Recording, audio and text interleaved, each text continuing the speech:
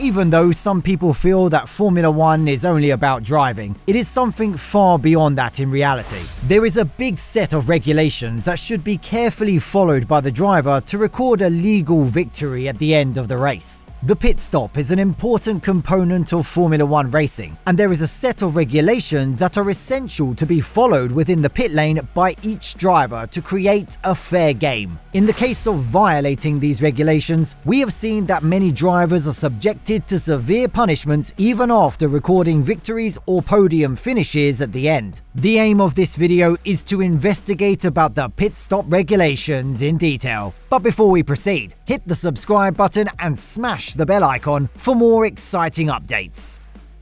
If we explain the term pit stop simply for the newbies, it is the mechanism that allows the teams to change the tyres, adjust the car's front and rear wings, and also clean up the air ducts of the chassis and the brakes if there is any debris. But a few decades back, refueling was also allowed during the pit stop, as the initial fuel volume was never sufficient to run the whole race length. The pit lane area is always run parallel to the start and finish straight of every track, but the shape, length and width of the pit lane is different from track to track. The front of the pit lane is called the pit entry, and it is represented by the first safety car line to the beginning of the pit lane. The second safety car line is used to represent the end of the pit exit, which extends from the end of the pit lane area. In every pit lane, there are two lanes clearly separated by continuous white lines to identify the areas allowed for specific tasks within the pit lane. The lane which is marked next to the pit wall is defined as the fast lane, and drivers use that area to drive their cars through the pit lane. The other lane, closer to the garage, is called the inner lane, and teams are permitted to do the services related to their challengers within that area. Each team is given a separate garage area within the permitted pit lane, and teams can carry out their service activities inside their allocated region called pit box. It is mandatory for all the cars to enter the pit lane at least once during a race, and drivers who fail to fulfill that requirement at the end of the race are directly disqualified without hearing any excuses. In addition, it is mandatory to use at least 2 types of tyre compounds during a race, unless the driver is disqualified from the race. If you are a newbie, then you shouldn't have a good idea about these tyre compounds. Actually, 5 different types of tyre varieties are used in Formula 1 racing. In dry conditions, soft, medium and hard compounds are used. These 3 different compounds are with 3 different characteristics, and these teams switch in between these different tyre varieties based on their race strategies. If the track is too slippery under adverse weather conditions, it is permitted to use intermediate or wet tyres with grooves that provide an extra grip.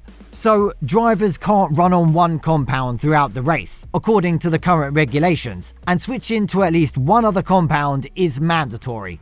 Even though Formula 1 cars can reach up to 350 plus kilometers an hour during a race, drivers are not permitted to run with a similar pace inside the pit lane. After entering the pit lane, drivers should reduce the speed of their cars up to 80 kilometers an hour, but they are not allowed to run their cars slower than that limit as well, because it disturbs the competitiveness of other drivers inside the pit lane. For the violations of speed limits inside a pit lane, drivers can be given a time penalty up to 10 seconds. In order to control the speed of the car accurately inside the pit lane, each car has a button on its steering wheel that when pressed, it reaches the speed automatically. Under any circumstances, drivers are not permitted to reverse their cars inside the pit lane, but crew members are allowed to push their cars backwards physically in an emergency. Normally, there are no limitations to the time limit that a driver should spend within the pits, but the average time for a pit stop is recorded at 2.5 seconds. Currently, the record for the fastest pit stop is held by the Red Bull crew by completing a pit stop for Verstappen within 1.82 seconds during the 2019 Brazilian Grand Prix. As a delay directly affects on the final result of the driver, teams don't wish to keep their challengers within the pit box for more than 3 seconds. That's why there are no regulations related to the maximum or minimum time limits inside the pit lane. When drivers exit their respective pit boxes, they should be more careful regarding the safety of the team personnel and the other drivers in the pit lane. Drivers are punished with 10 seconds stop and go penalty for an unsafe release. Pit crews are allowed to enter the inner pit lane only a few minutes before their drivers arrive. Once they finish the job, they must go inside the garage as soon as possible. All the crew members are mandated to use the safety helmets and other instruments in a way that matches with the FIA regulations regarding the pit stops. Crew members should avoid from the illegal use of powered devices to lift the car during a tyre change or any other service according to the current regulations. Teams are not permitted to draw any lines or symbols inside their pit box area, and they are only allowed to improve the grip of the service area by drying, sweeping or laying the rubber.